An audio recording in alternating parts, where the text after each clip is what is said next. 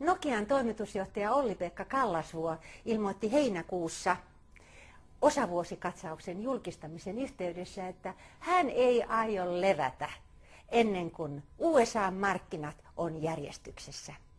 Nyt on elokuu, joten nyt on aika kysyä toimitusjohtaja Kallasvuo, onko teillä ollut mahdollisuuksia edes pieniin nokkauniin? Lentokoneessa voi usein nukkua, että se on ainakin varmasti hyvää lepoa.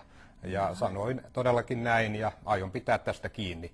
Tulemme jatkossakin panostamaan erittäin paljon USA-markkinoihin. Entäs tämä Motorola, tämä joka hengittää teidän niskanne koko ajan siellä? No onko se sen takia, että heillä on kotikenttäetu vai onko niillä paremmat puhelimet? Mä en usko, että globaalissa liiketoiminnassa kenelläkään on kotikenttäetua. Kilpailu on avointa ja Motorolaan olemme voittaneet USAssa aikaisemminkin, voimme tehdä sen jatkossakin.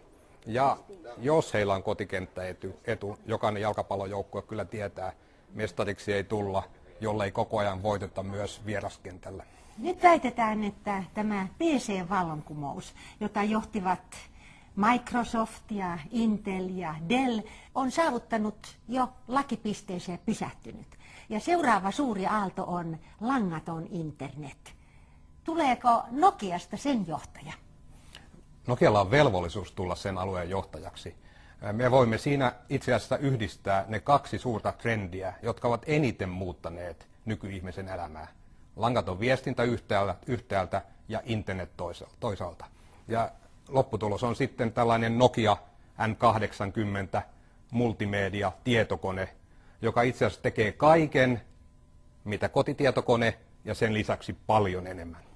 Tässä on esimerkkinä Nokia N80 internet-versio, joka on tänään esitelty markkinoille. Toimitusjohtaja Kallasvuo, kiitos tästä haastattelusta ja kiitos tästä ajasta. Kiitos paljon. Ja samalla onnea 25-vuotiaalle MTV3 uutisille. Muistan hyvin ensimmäisen uutislähetyksen 25 vuotta sitten. Aika rientää.